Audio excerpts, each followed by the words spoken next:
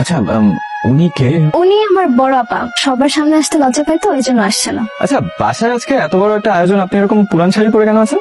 প্রথমে একটা নতুন শাড়ি পরছিলাম, মা বললো রান্না করতে হবে, তাই। গালে মশা বসছিল, এখানে এত মশা। বাবা কেমন দেখলি মেয়ে?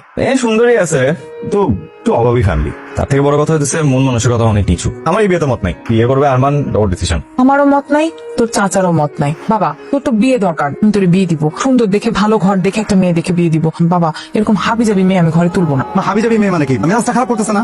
আমি বুঝলাম না, মানে তুমি এটা কি করলা? আমি কি করলাম? তুমি বুঝতেছো না তুমি কি করছো? মেয়ে অন্তরাকে বিয়ে করবো, আমি একাই ওকে বিয়ে করবো, হালকা দরকার নাই। আচ্ছা শোনো না, আচ্ছা আমি যদি বলি আজ রাতে আমাকে বিয়ে করতে হবে কাজী অফিসে, তুমি কি রাজি? আমি রাজি। আপনি আমাকে চিনতে পারেন না? আমি কবির, আরমানের ভাই। ও সরি, প্রথমে চিনতে পারিনি। অন্তরা কেমন আছে? মেরেছে সবাই? প্রথম দিনই মেনে নিছে, আর অন্তর ভালো আছে। আমার কথা বলে? ও বলে না তার কথা, আরমানের কাছে বলে টালে হয়তো। আচ্ছা আপনি এখানে কাদারিয়া কি করছেন? স্যান্ডেল ছিঁড়ে গেছে, হাঁটতে পারতেছিলাম। ও একজোড়া নতুন স্যান্ডেল কিনে নেন, আমি নিয়ে আসি, এক ধরে যাবো আর আসো। বাজেট নেই আসে। কিসের বাজে? আমার বেতনেই তো সংসার চলে। আপনি চাকরি করেন? তা স্কুলে পড়াই। আপনি কিছু মনে না করলে আমি আপনাকে একজোড়া স্যান্ডেল গিফট করি। আপনাকে অনেক ধন্যবাদ, কথা বলে খুব ভালো লাগলো। আই রিক্সা, হ্যাঁ বলছে তো, জিজ্ঞেস করছে তুমি ওনার কথা জিজ্ঞেস করো নাকি? আপনি কি বললেন? আমি সত্যি কথাই বলছি যে তুমি ওনার কথা একবারও জিজ্ঞেস করো না। আপনি এরকম কেন বলেন তো? আমি কেমন সত্যি কথা বললে কি দোষ হয়ে যায় নাকি? শুনো, সত্যি কথা যদি বলতো এদেশের মানুষ, তাহলে দেশের এই অবস্থা হতো। আচ্ছা একটা মেয়ে এতটা ধৈর্যশীল কেমনে হয়? আল্লাহ তালা মেয়ের জাতটাকে ধৈর্যের মাটি দিয়ে বানাইছে। আচ্ছা দাদা ভাই এক কাজ করো না, আমাদের মায়ের খুব দেখতে মন চাইতেছে, একদিন কোন বাসায় আসতে। কতদিন ধরে বলতেছে একটা ইলিশ মাছ আন, সমস্ত শাক লতা পাতা দিয়ে ভাত খেতে আর ভালো লাগতেছে না। খালি হুকুম করলে হয় না মা, ইলিশ মাছ খাইতে হলে ইলিশ মাছের মতো বেতন দরকার হয়। যে বেতন পাই সে দিয়ে কষ্ট করে সংসার চালে রিক্সা ভাড়াটা পর্যন্ত থাকে না। প্রতিদিন একটা ছেঁড়া স্যান্ডেল পরে স্কুলে হেঁটে যাই। কই একটা বার তো বলো না যে মনির একজোড়া স্যান্ডেল কিনে নেয়। কেমন আছে? আজকে এত দেরি করলেন যে? আপনি আমার জন্য অপেক্ষা করছিলেন? হ্যাঁ, আমার জন্য অপেক্ষা কেন করছিলেন? আপনার সাথে কথা বলতে খুব ইচ্ছা করতেছিল। আচ্ছা মনিরা, আমি কি আপনাকে তুমি করে বলতে পারি? আমার মনে হয় আমি আপনার বয়সে বড়ই হব। আচ্ছা তোমার আমাকে কেমন লাগে? ভালো। ভালো লাগে? মানে আমি তোমার প্রিয়?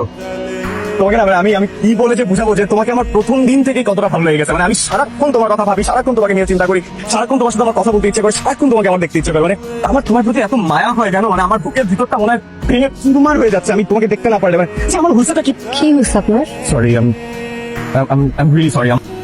আন্টি আসসালামু আলাইকুম। ওয়ালাইকুম আসসালাম, কেমন আছো তুমি? তোরা কেমন আছে? আচ্ছা ভালো আন্টি, অনেক ভালো আছে। সেদিনের ঘটনার জন্য আমি খুবই দুঃখিত। কিসের কথা বলতেছো? না আন্টি কিছু না। আন্টি আপনি কি বাজার করতে আসছেন নাকি? না বাজার করতে আসছি, কিন্তু আয়সা কি লাভ, বড় মাছ তো আর কিনতে পারি না। কতদিন আগে একটা ইলিশ মাছ খাওয়ার ইচ্ছা হয়েছিল। বলছি তো বেতন পেলে কিনে দিব। আচ্ছা আন্টি আপনি কিছু মনে না করলে আমি আজকে ইলিশ মাছ কিনে দিই। অবশ্যই মনে করবো, আমি কার কাছে ধার নিই না। এত জামা কাপড় কার? কার আবার? আমাদের। ও শোনো, শুক্রবার দিন মা আসবে, মাকে শাড়ি দুটো দিয়ে দিবো, ঠিক আছে? মনিরার জন্য কিছু কিনে দেবো? না আসলে আপার অন্যের পছন্দ করা জিনিস পছন্দ হয় না, এই সময় ভাবলাম কিনে শুধু শুধু টাকা নষ্ট করার কি দরকার। আপার ঢং তো আমার জানা আছে, তাই আর কিনি। তোমার সমস্যা কি তোরা? মনিরার কথা শুনে ধরা যায় কেমন করো? হ্যাঁ সবসময় মনিরের সাথে কেন তুলনা করতে হবে? এটা তো ঠিক না। আমি তুলনা করছি না আরমান, আমি বোঝার চেষ্টা করতেছি যে মানে ওনার তো দুইটা মেয়ে, কার অবস্থান কোথায় সেটাই বোঝার চেষ্টা করছি। তা কি বুঝলে বাবা? তুই মনিরাকে আনেন নাই কেন? আপা পছন্দ করে না। কোন সব? এই যে এই বেড়াতে আসা, এত রকম খাওয়া দাওয়া, এগুলি মনিরা পছন্দ করে না তো। আচ্ছা খাবার তো অনেক আছে, মনিরার জন্য প্যাক করে পাঠিয়ে দিও অন্তরা। আপা এসব খেতে পারে না, গ্যাস্ট্রিকের সমস্যা আছে তো। কোথায় নিয়ে যাচ্ছি? মনিরার জন্য নিয়ে যাচ্ছি, কারো কোনো সমস্যা? কোনো সমস্যা নেই, আসলে আবার সাথে করে নিয়ে আসি ভালো হতো। আচ্ছা তোমার কি আমার জন্য মায়া হয় না? বলো না। কেন জোর করতেছেন? বলো না প্লিজ। মায়া হয়।